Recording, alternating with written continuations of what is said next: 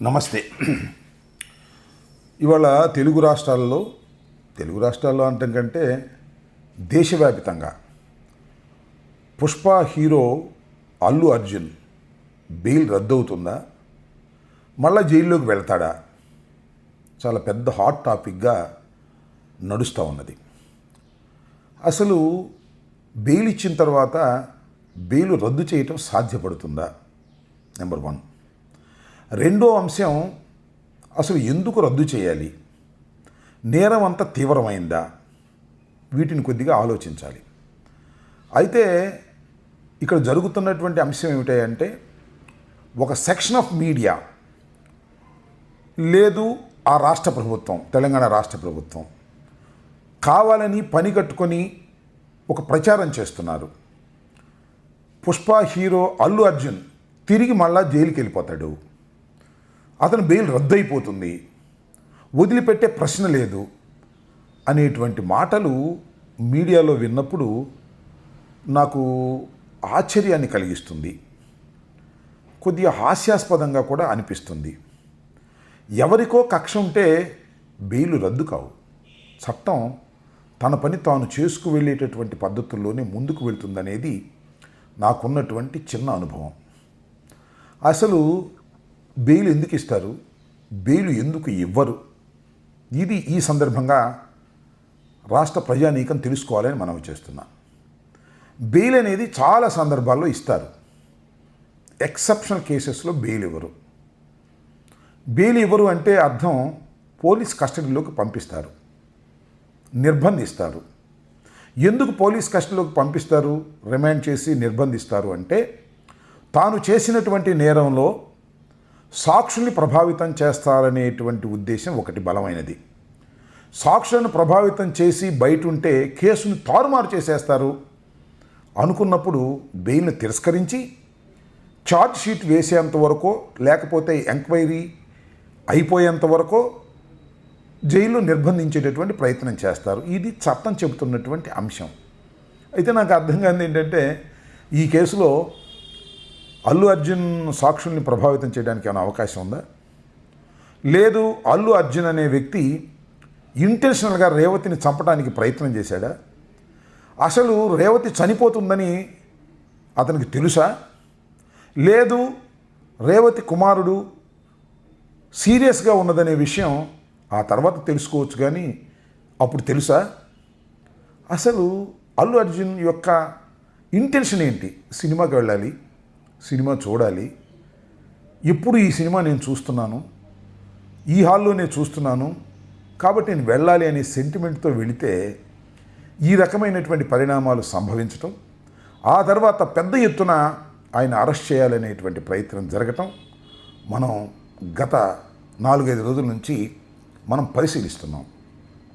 దీనిలో అందరూ అనుకునేటటువంటి అంశాలు, కేసు నేరము పక్కన పెడితే ఆయన మీద ఎవరికో కక్ష ఉంది. ఎవరికి ఉంది కక్ష అంటే, ఆ రాష్ట్ర ముఖ్యమంత్రికే కక్ష ఉందని అంటున్నారు.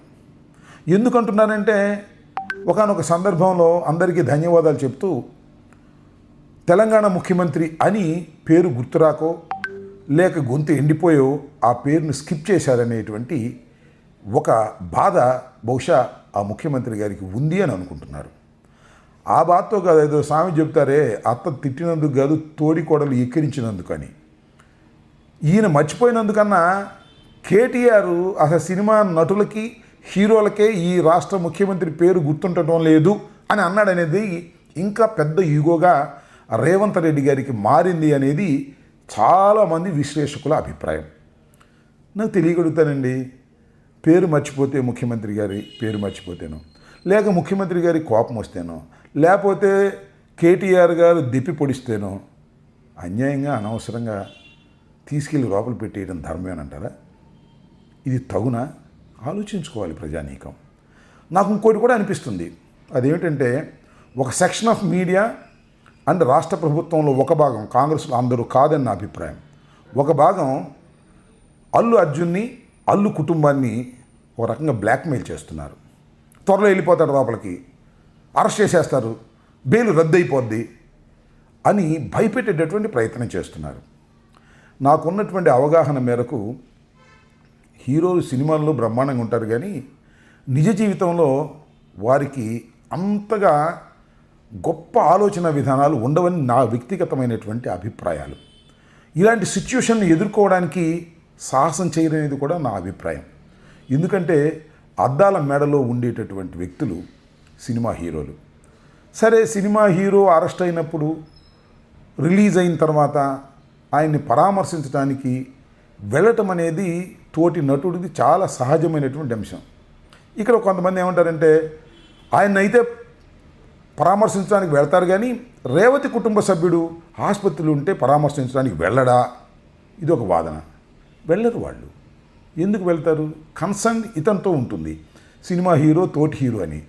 అయితే సహాయం చేయటానికి ముందుకు రాకోకుండా అల్లు అర్జున్ కుటుంబం ఉందా? లేదు కదా.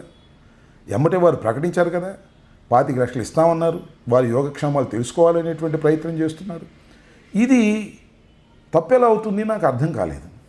కేవలం మన కోపం ఉంటేనో, మన పేరు స్మరించలేదనో, మనం కక్షగట్టి లోపల పెట్టేసి చట్టాన్ని వాడేసుకుంటే ఇది తగునా అనేది రాష్ట్ర ప్రజానీకం కన్నా కూడా సినిమా ఫీల్డ్లో ఉన్నటువంటి వ్యక్తులు ఆలోచించుకోవాలని నేను ఈ సందర్భంగా గుర్తు చేస్తున్నా. దాంతోపాటు ఇంకో విషయం చెప్పాలి. ఇక్కడ అల్లు కుటుంబం, అదేవిధంగా మెగా కుటుంబం చాలా సన్నిహితులు.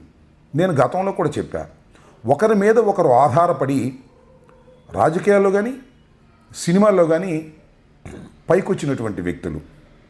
ఇక్కడ అల్లూరు రామలింగయ్య గారిని మనం గుర్తుపెట్టుకోవాలి. అల్లూరు రామలింగయ్య గారితో వియ్యం పొందిన తర్వాతే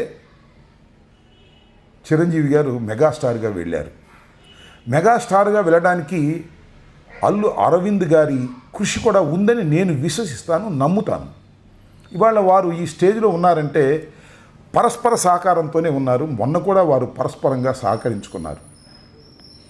రిలీజ్ అయిన తర్వాత తన్ను పరామర్శించడానికి తోటి నటులందరూ వచ్చిన తర్వాత ఆయన సురేఖ గారి ఆహ్వానం మేరకు చిరంజీవి గారి ఇంటికి వెళ్ళారు. అక్కడి నుంచి నాగబాబు గారి ఇంటికి వెళ్ళారు. ఒక మంచి సంకేతాన్ని పంపించారు, మేమంతా ఒకటేనో కష్టకాలంలో కలిసి ఉంటామని. శభాష్, దాన్ని మనం మెచ్చుకోవలసిందే. అయితే ఇక్కడ ఒక చిన్న మాట నేను చెప్పాలని అనుకుంటున్నాను, తప్పుగా భావించొద్దు.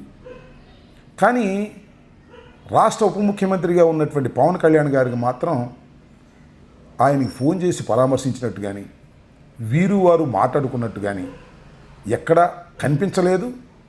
సైలెంట్గా ఉన్నారు. అంటే జరిగినటువంటి విషయాన్ని సైలెంట్గా ఉన్నాడంటే ఆయన దీన్ని కొంతమేరకు ఆమోదిస్తున్నారు అనేటువంటి భావన కలుగుతూ ఉంది. చట్టం తన పని తాను చేసుకుపోతుందని రేవంత్ రెడ్డి గారు చెప్పినటువంటి మాటల్ని సపోర్ట్ చేస్తున్నారేమోననే విధంగా అందరికీ కనిపిస్తుంది.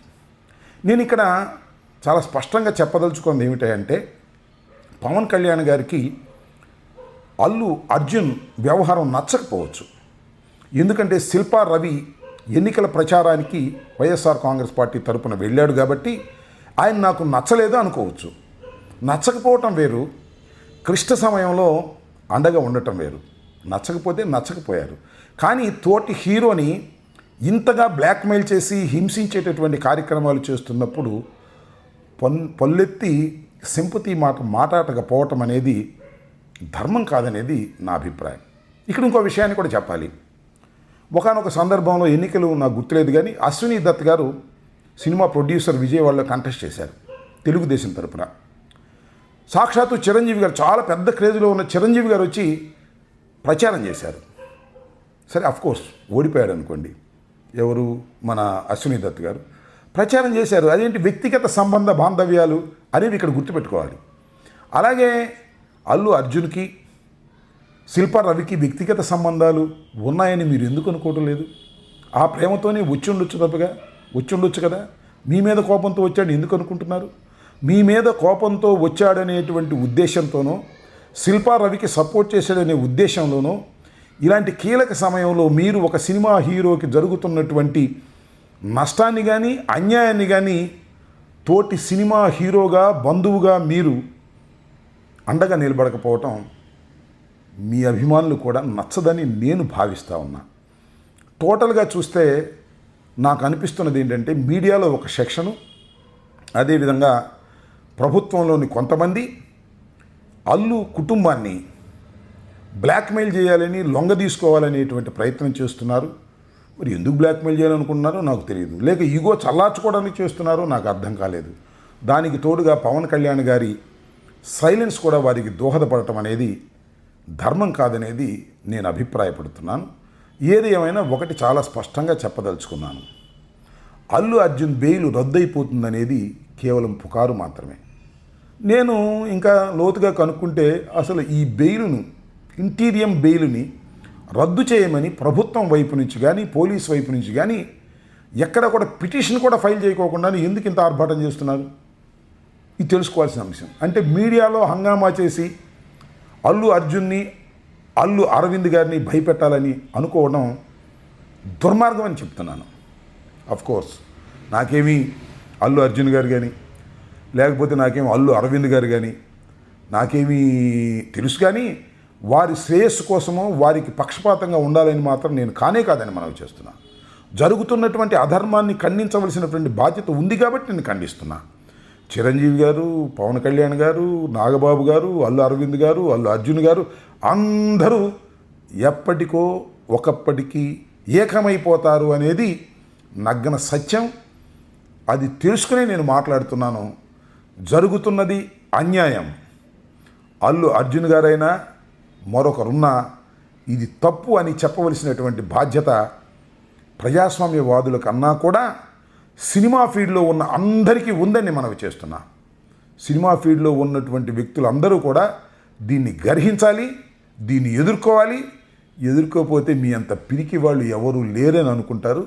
సినిమాల్లోనే హీరోలు తప్ప నిజ జీవితంలో మీరు జీరోలు అనుకునే పరిస్థితికి రావద్దని నేను కోరుకుంటున్నా. సరే, నేను కోరుకోవటం వేరే విషయం లేదు. ఎందుకంటే నేనేదో రాజకీయ కక్షలను పెంపొందింపజేయాలను, లేదు జనసేన తెలుగుదేశానికి మద్దతుగా ఉన్నటువంటి వ్యక్తుల్ని నేను ఏదో రెచ్చగొట్టాలనో చేస్తున్నానని మాత్రం దయచేసి అనుకోవద్దు.